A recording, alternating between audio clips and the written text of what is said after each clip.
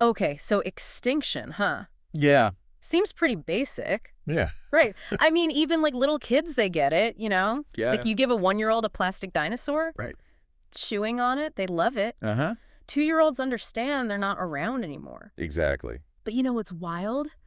The scientific concept of extinction, that like species can disappear forever. Yeah. It's like a really late bloomer. You think Yeah. about it for centuries. Yeah. The idea that entire species just are gone. Right. It's just off the table. Wasn't even a concept. Not a concept. That's right. So you've got the foundation of the natural world just missing this huge piece that we now just take for granted. Yeah, and what's fascinating to me is how intuitive it seems to us now. Uh-huh. But historically, it was like a completely blind spot. Totally. You know, like for most of recorded history, everyone thought the world was static.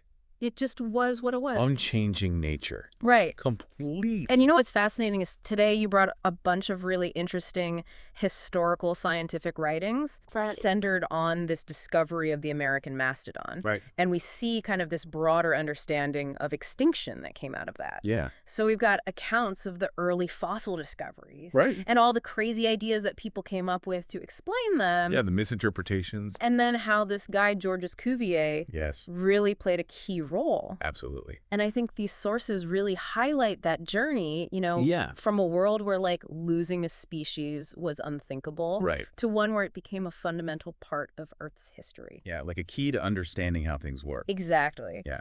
So I guess like our mission for this deep dive Yeah. is to kind of trace this evolution of extinction Right. as a scientific concept. Yeah. And we're focusing on the clues provided by the remains of this giant creature, Huh? the mastodon, The American and Mastodon. all the intellectual breakthroughs that came after. Exactly. It's a story that takes us from misidentification to a revolutionary concept. Yeah, a total game changer. It really is. And it all starts with, like, the lack of the concept. Uh-huh. So if we look at guys like Aristotle and Pliny, Okay. they wrote all these things about animals, Yeah. but they never even considered that animals had a history, Interesting. like in the sense that species appear and disappear. It just wasn't on their radar. It wasn't a lens through which they viewed the natural world at all. That's right. And Aristotle, he wrote his 10-volume 10 books? History of Animals Yeah. without even thinking that animals had a history Right. of species coming and going. Yeah. And Pliny's natural history Oh, yeah. that mixed real creatures with these like mythical beasts, Of course, griffins and all. but no extinct species. Right. So it's like if we zoom out a little bit during the Enlightenment, there was this idea of the chain of being Oh, yeah, the chain of being. in this perfectly ordered, complete natural world, divine, In order, yeah. and like Pope even wrote that line. Oh, yeah. All are but parts of one stupendous whole. Yeah, perfect. So like extinction didn't fit into this picture? It didn't compute. It didn't make sense. It would disrupt the harmony. Right. And even Carl Linnaeus, Linnaeus, yeah. the father of taxonomy, Uh. he came along with this binomial nomenclature. Yeah, the naming system. Right. Two names, genus and species. But he didn't distinguish between living and dead species. No, he just cataloged everything. In his mind, everything that was right. His Systema Naturae got beetles, snails, Right. everything that was known at the time. All living things, because the concept of a dead species Wasn't there? wasn't there yet. No. It's wild to think about. It is, yeah. So then how did they explain all these weird remains that people were digging up? That's a great question. Because by the 18th century, all these cabinets of curiosities Right. across Europe were just overflowing with fossils. Full of them. Trilobites, Trilobite, belemnites, belemnites. salmonites. Those huge ammonites. Yeah. I mean, those shells. Those shells were incredible. The size of wagon wheels? Like wagon wheels, yeah. You'd think that alone would make people go, wait a minute. You'd think so, right? But instead, they were just oddities. Just curiosities, yeah. Mhm. Things dug up from the ground. Which is literally what fossil meant. It's Exactly. from the Latin fossilis, That's right. meaning obtained by digging. So they didn't have a way to understand them There was no context. as remnants of lost life. Right. Yeah. And then you have the mammoth bones Yeah. coming out of Siberia. Right. Big, clearly skeletons, kind of elephant-like. Yeah. What did they say about those? Well, the main explanation was Noah's flood. Noah's flood. Yeah, they thought these creatures must have been swept north during the deluge and died there. So they kind of sidestepped the whole extinction thing. They did, yeah. By blaming it on this one-off event. A single catastrophic event. Right. Yeah. So we have this long period where extinction is just not even part of the conversation. Yeah. Despite all these clues. Right. And then, bam, revolutionary France. Enter stage left. And this guy, Georges Cuvier. Georges Cuvier, yeah. What a character. What a character, right. Ahead of his time in many ways. Yeah. But also held other people back. Really? Yeah. He was charming, but he could also be quite vicious. Wow. Yeah. A real visionary, but also politically very conservative. Interesting. So complicated. A very complex figure. But he comes to Paris in 1795. Yeah, 1795. And that's a real turning point. It is. And it's largely because of these fascinating discoveries of the American mastodon. So tell me about those early mastodon finds. Well, the first one was in 1705. Okay. This molar, this tooth, was found upstate New York and sent to London. Okay. And they labeled it Tooth of a Giant. Tooth of a giant. Which I guess is fair enough. Right. But the real scientific investigation, or at least what we would call that now, started in 1739. Charles Lemoyne, the Baron de Longueuil. Longueuil. Yeah. He was leading this expedition down the Ohio River. Okay. Near what's now Cincinnati. An area we now know as Big Bone Lick. Big Bone Lick. What a name, right? What a name. That sounds like something out of a tall tale. It does, yeah, and it was quite descriptive. Okay. So during the expedition, some of the Native American members, they discovered this place. Okay. Where hundreds, maybe thousands of bones were sticking out of the mud. Wow. I mean, huge bones. They brought Longueuil some truly impressive specimens. Like what? A thigh bone, 3.5 feet long. Wow. A massive tusk. Okay. And teeth that weighed nearly 10 pounds each. 10 pounds. With roots as long as a human hand. I mean, can you imagine seeing that? Can you imagine? I mean, it must have just blown their mind. It must have challenged their understanding of the natural world. Yeah, I mean, even if they didn't have the concept of extinction yet, right, it must have planted a seed of doubt. It must have. Right. So, Longueuil, he was intrigued, obviously. Of course. He takes these giant bones all the way back to France. All the way back to France. To Louis V's museum. Right. The Cabinet du Roi. The Cabinet du Roi. It's amazing that they even made that journey. I know those bones are heavy. Right. And across the Atlantic in the 18th century. Yeah. It's incredible. It really speaks to how curious these finds were making people. Absolutely. And for decades after this, maps of the Ohio River Valley, they would actually mark this area as the place where the elephant bones were found. So everyone just assumed they were elephants. That was the initial assumption, yeah. Big bones, tusks. Makes sense. Elephant. Yeah, but then you get to the teeth. The teeth. Elephant teeth, mammoth teeth. They've got these flat tops with ridges. Right. Perfect for grinding plants. Makes sense. But mastodon teeth. Totally different. What are they like? They have these cusps. Cusps. These pointy bits. Almost like oversized human molars. Wow. So completely different. Completely different. And this really threw the early naturalists for a loop. Yeah, I bet. Jean-Étienne Guittard, he was the first guy to really study one of these teeth. And he was totally stumped. He was like, what is this thing? He literally asked, what animal does it come from? I love it. And so what kind of theories did they come up with? Well, they were creative. I bet. So Daubenton, the keeper of the king's cabinet, he came up with this idea that it wasn't one animal, but two. What? He thought the tusks and leg bones were from elephants. Okay. And the molars belonged to something else entirely, a hippopotamus. A hippopotamus. A hippopotamus. Wow. It shows you that they just didn't have a framework for extinction. Right. So they were trying to fit these disparate body parts into animals that they knew existed. Right. Then you've got William Hunter in London. Okay. He examined another shipment of bones from Big Bone Lick, and he recognized that something wasn't adding up. So he coined the term American incognitum. The American incognitum. The unknown American creature. Okay, so at least acknowledging it was something new. A step closer. Right. Yeah. But then Buffon. Buffon the Big Cheese. Right. He's the leading French naturalist before Cuvier. That's right. He comes along and he complicates things even further. He does. What does he say? He suggests it wasn't one or two animals. Okay. But three. Three, okay. An elephant, a hippo, and a third unknown species. Three, okay. And here's where it gets really interesting. Okay. He cautiously suggests that this third species, this unknown one, the largest of them all, might have disappeared. Whoa, so he's getting close. He's tiptoeing right up to the edge of extinction. He's right there. But not quite there yet. What do you think was holding him back? Well, I think the prevailing worldview at the time. That nature was perfect and unchanging. Yeah, that God's creations wouldn't just vanish. Right. It probably felt heretical to even suggest it.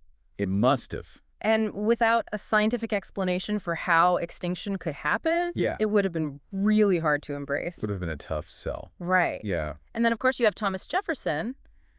Adding his own American twist to the whole thing. He did. He believed in an even larger incognitum. Oh, really? 5 or 6 times the size of an elephant. Wow. Roaming the unexplored parts of the continent. He thought it was still out there. He did. He even told Lewis and Clark to keep an eye out for it. No kidding. Yeah. He famously wrote, "Such is the economy of nature that no instance can be found of her great work so weak as to be broken." So he believed nature wouldn't let these magnificent creations just disappear. Exactly. Wow. So Jefferson's view really reflects this belief in a perfect, unbroken natural order. Yeah. Right? Yeah. And then Cuvier shows up. Cuvier arrives in Paris. Decades after those first Ohio Valley bones. Right. He's young, ambitious, and he's got this incredible talent for comparative anatomy. He was a master. His job at the Museum of Natural History, which was the successor to the King's Cabinet, gave him access to all these specimens. Right there in front of him. So unlike those who came before him, Yeah. Cuvier wasn't just looking at individual bones. Right. He was meticulously comparing them to the anatomy of living animals. Exactly. And his 1796 lecture, It's a famous lecture. was a total bombshell. It's a game changer. Because for the first time, you have a scientist not just cataloging what exists, Yeah. but identifying what no longer exists. That's right. I mean, it opened up a whole new dimension to understanding life's history. It was a seismic shift in thinking. It really was. Yeah. So he starts by talking about elephants. Something people were familiar with. Right. Everyone knows elephants. Yeah.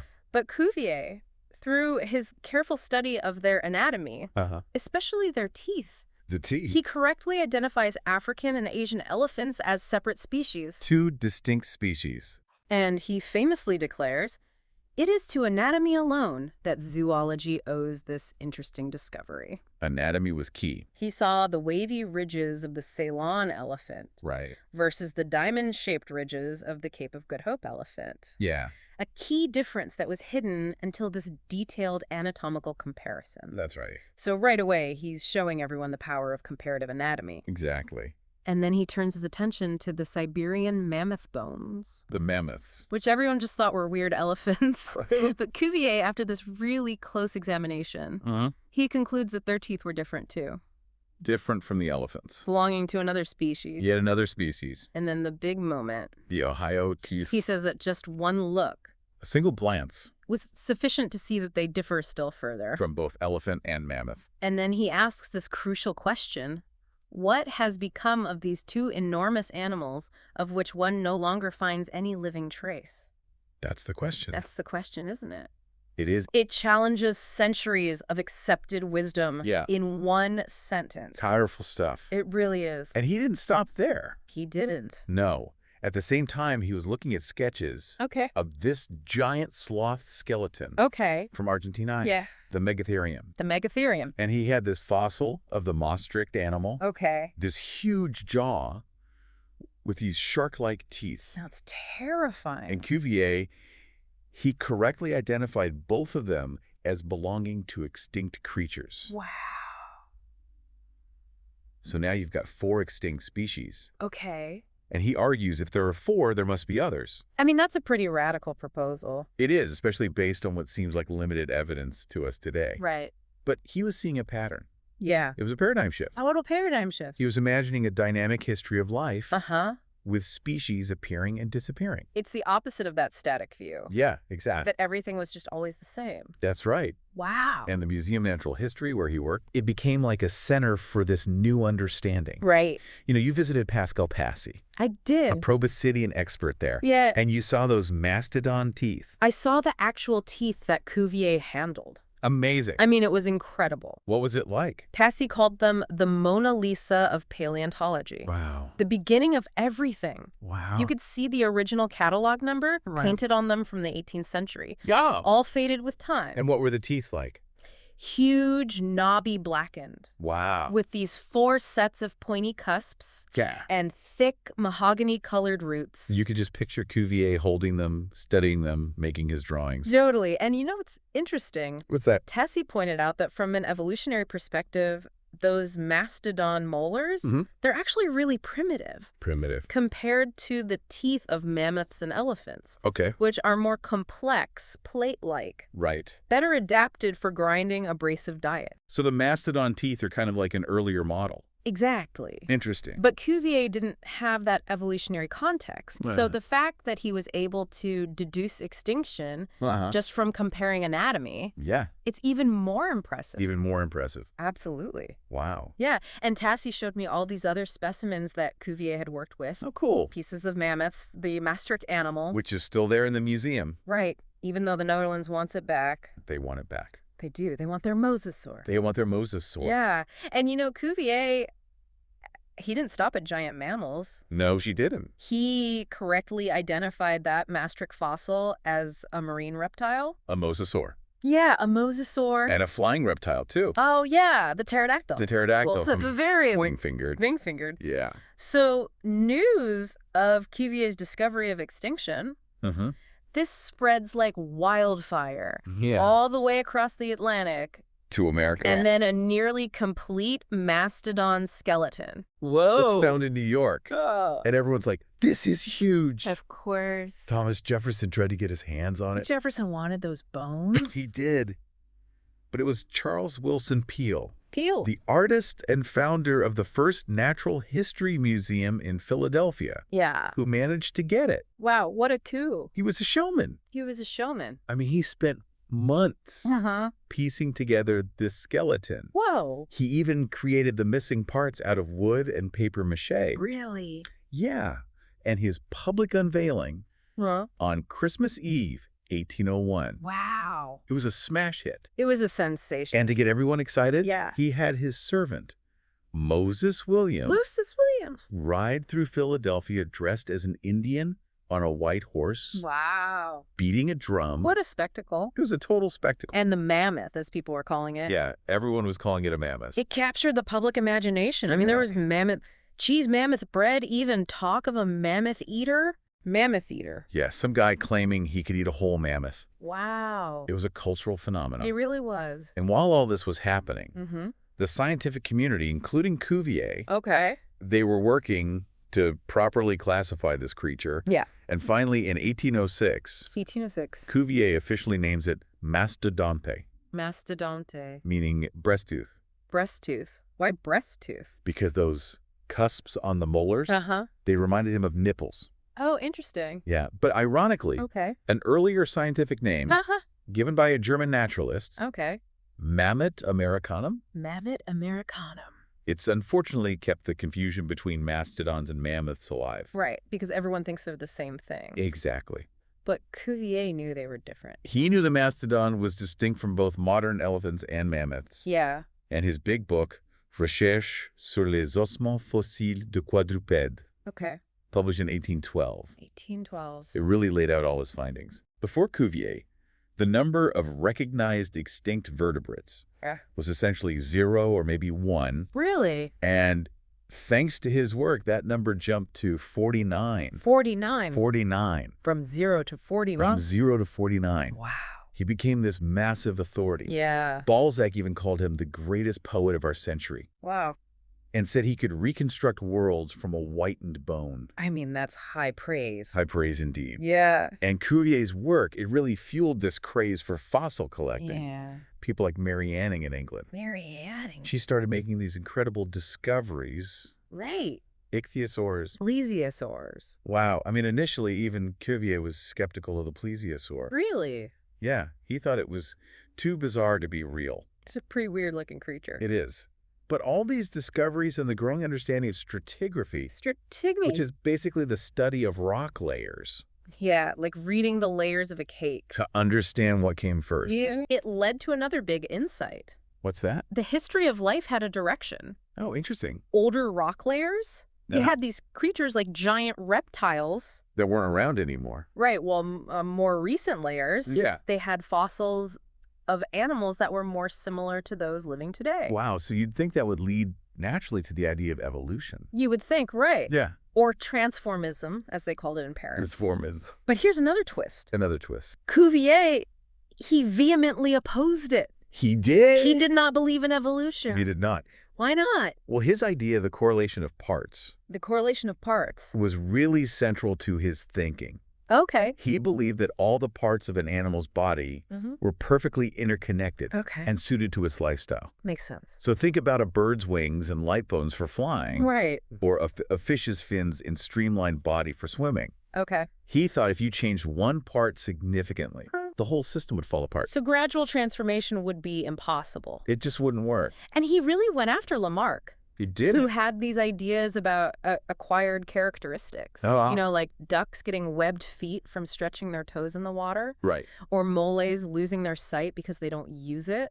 Yeah, and interestingly, Lamarck, he was also against extinction. He was. Yeah, he thought species just transformed rather than disappearing. So they just changed into something else. Exactly. But he did say that humans might be wiping some out. Yeah, he left that possibility open. Interesting. So they had this big clash. They did a famous clash. Yeah.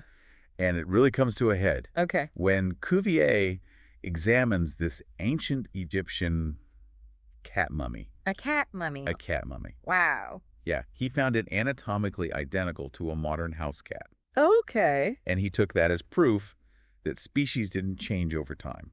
So no evolution. No evolution. And what did Lamarck say about that? Well, Lamarck said that the few thousand years since that cat was embalmed right. were nothing compared to the vastness of geological time. So he was thinking on much longer time scales. He was. But Cuvier wasn't convinced. Not at all. And his later eulogy for Lamarck is not exactly glowing. I bet he was not a fan. Not a fan. So Cuvier, he recognized that different groups of animals lived at different times. Yeah. But he couldn't accept evolution as the explanation. He couldn't. So what did he come up with? Catastrophism. Catastrophism? Yeah. What's that? Well, at first he kind of hinted at a single great catastrophe. Okay.